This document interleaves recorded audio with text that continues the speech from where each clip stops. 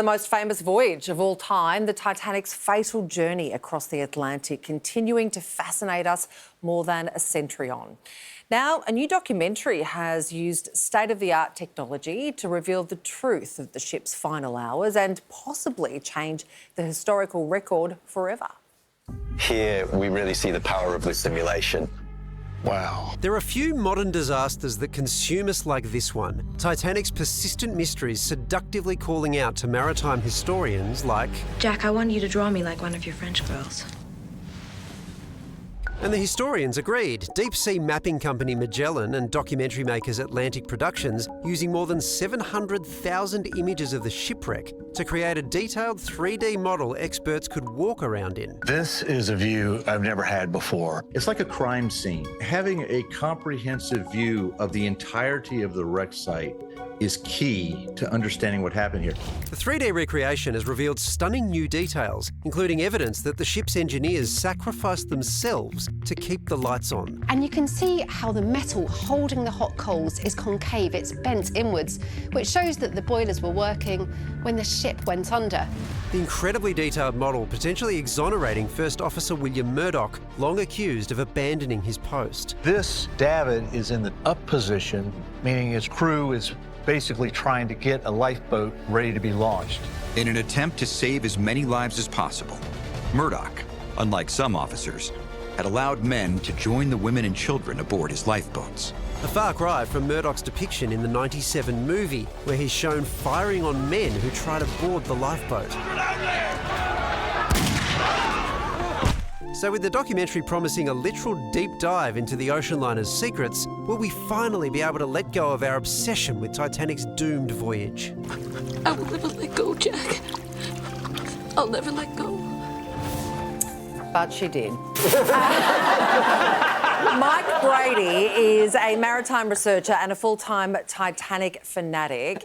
Mike, what's floated your boat most about these revelations? Well, it's hard to nail down one exact thing. It's been a very exciting couple of years about in the Titanic world, so to speak. The findings from these scans are going to be immense and teach us a lot about the Titanic that we don't already know.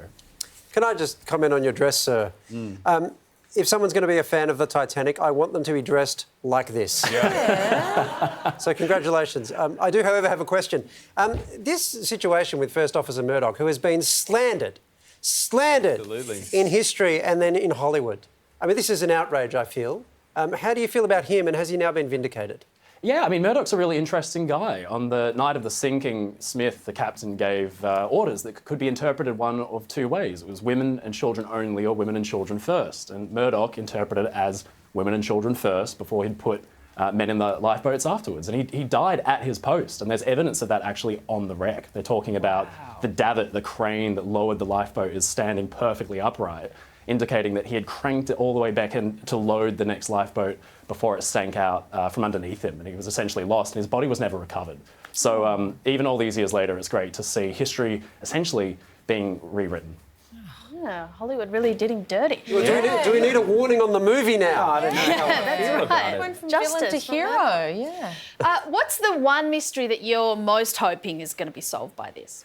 The curious thing is that there's a lot of things we don't know about Titanic still, even after all this time and the amount of effort that's gone into studying it. And thanks to Magellan's scans of the wreck, which they did back in 2022, we'll probably be able to get a little peek at the actual damage area where the iceberg brushed up along Titanic's side. This is really something we don't fully understand, the exact nature of the damage to the Titanic from the berg, because the ship's buried about 4 or 5 stories deep in the silt. But there's a little window where we'll be able to get a little better glimpse at what might have happened. So that'll help us understand really why Titanic was sent to the bottom and really what happened to it. So there's still a lot of things, obviously, that are a little open-ended even after all this time. Well, I can tell you're a real Titanic fan because you said the berg. That's cool. I'm going to start doing that. What was it that first inspired your interest in the Titanic? Yeah, James Cameron's movie really did it. Inaccurate movie, we can say now. Look, he went above and beyond. They built spectacular sets of the ship that were 600-700 feet long and sank them for real, and it looked so real, and it sucked me and a lot of other people into the story. And so, yeah, seeing it for real, seeing these scans, this isn't a 3D model, it's not a set.